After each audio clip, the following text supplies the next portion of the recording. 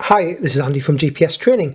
In this video we're going to take a look at how you can plan a route directly on a GPSMAP 66 series unit or an 86 unit that snaps directly to footpaths when you're in the national parks in Great Britain. This is using the Ordnance Survey maps. Now this is just a shortened video to give you an idea of how this process works. Just remember, if you have purchased a unit from GPS Training, you do get our online training course free for a year, where we have a lot more in-depth videos that cover the unit and we go into a lot more detail on this process. But we thought this would be a nice video just to show you what the process looks like and a little review on how you can use it. What we're using with our units, the two map cards that we have as options for Ordnance Survey that you can buy with the 66 and 86 units, is either the Garmin TOPO Great Britain version 2 Pro 1 to 50 card. So this is all of the Land Ranger maps for Great Britain Ordnance Survey. Pro in the reference tells us it's the map card that Ordnance Survey have put routable trails on in the national parks. So again, routable trails is where, like a car sat nav, you can say take me from A to B and it snaps on the road. This will snap on footpaths for walking and hiking. We also sell the units with the 1 to 25 map card. So this is all of the Explorer maps for all of Great Britain. And again, this Pro version tells us it's got the routable trails within the national park. So you've got to be within a national park when you're planning this type of route for it to snap onto the Ordnance Survey footpaths. So on the unit, I've got the Ordnance Survey map on the screen at the minute. The area that we're in Northumberland, we're not actually in the national park. So what I'm actually going to do is create a route directly on the unit for somewhere that's 6 or 7 miles up the road from where we are at the minute within the national park. Now what I've done to make this easier, there's a nice function on the unit where you can press the mark button to mark a grid reference of where you currently are, but you can simply move up onto the location and you can type in a new grid reference there for somewhere that's not where you are, and then you can actually move on to the name and change the name. So I've actually created a grid reference already in the unit that I've taken out of a guidebook for the start of a walk. So I've got an Ordnance Survey grid reference here, NT 926049. My GPS device is set up as in the position format setting is British grid.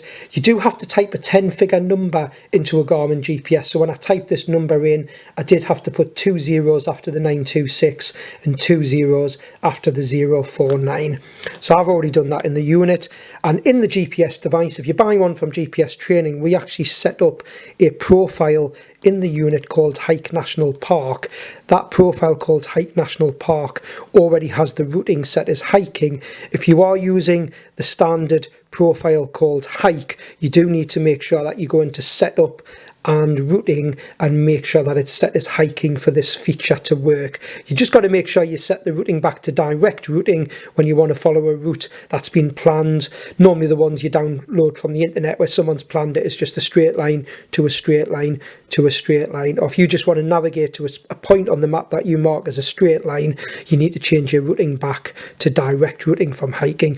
Please remember the hiking profile for the Ordnance Survey maps only works in the national parks as well. So if you're out of a national park, you would make sure you change that routing back to direct and not hiking. But I've got this one set as hiking. So what I'm now going to do is press my menu button twice to go to my main menu and look for Route Planner option. In the Route Planner screen, if I already had any routes in the unit, they would be displayed. I haven't got any routes in the unit. I've got this option Create Route at the top. So I'm just going to press Enter to select Create Route. The first option says select first point. So again, I'll just press enter and it says, what do I want to use? Now I could use the map, but if the map where you want to plan the route is miles away from where you currently are, you're much better using our suggestion of marking a waypoint in the unit in advance of where the walk starts from, which I've already done. So if I now use my cursor to select waypoints and then press enter, I've only got one waypoint saved in my unit, and it's a one that I marked earlier for the Drakestone car park.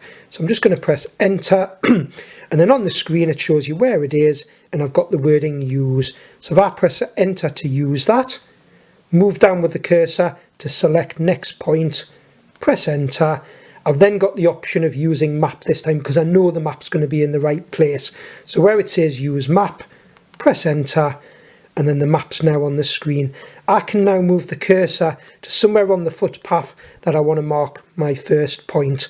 So what you can find there, if it can't see any routable data, you've just got to move it around, because Ordnance Survey haven't got every trail as routable. You can see as I move it now, it's snapped the pink line from the car park here onto this green dashed line, which is the footpath key on a 1 to 25 map. On a 1 to 25, sorry, a 1 to 50 map, if I zoom out here, which I can do while I'm planning this, it'll change to the 1 to 50 and we have pink dashes for the footpath. If you've actually purchased from us the 1 to 50 map with the unit, as you zoom in, you will get a larger 1 to 50 map to work with. But with the 1 to 25 version, as you zoom in, it changes to the 1 to 25. And then I can basically just move along the footpath here. So I'm just going to move it along where the green dashes are. Normally you would have a guidebook or something in front of you where you're actually looking at where you're planning this walk, and you're just basically moving the cursor so it's on the footpath. There's a maximum number of points you can mark, which is 50 number. I'm sure I won't be anywhere near that. So I'm just going to press enter there to mark the next point, and then I'm just going to move along again. And again, you can zoom out if you need to see a bigger scale. I've went too far there. I know if I'm doing this walk before that the path now actually goes through the woods here, which hopefully you can see. And again, I'm just moving it round the corner. I'm going to move it right out of the woods and literally onto this junction on the road. You just got to be careful that sometimes if you go too far ahead, it snaps where you don't want to go, so you just mark more points. I can see this is point number, I think it's point number 4 that I'm actually marking, so I'll just press enter on use. I'm just going to do a very short circular route. It's actually got the distance in the bottom right now. I always say don't close your route, so don't mark the end point where you've started. I'd leave a little gap. Makes it much easier when you start the route to see the gap between the start and finish. So just move that one, zoom in a little bit closer. So I'm on the road there, press enter, and now I've got a circular route, 3.44 kilometers.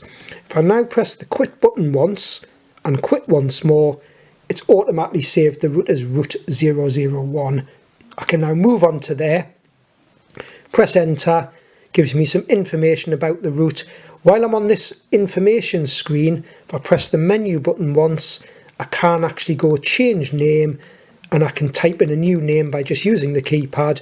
I'm just going to move to the little delete key here, and then I'm just going to abbreviate this and put DS for Drakestone.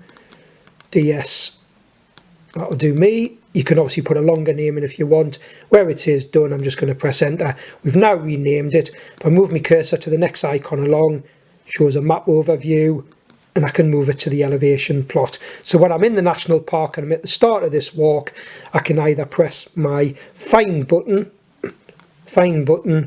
select routes and enter, and then there's the route on the screen. It's the only one I've got in my unit. Press enter, and where it says go, I'd press enter, and then I'd get the pink line to follow on the screen with the turn by turn instructions: turn left, turn right.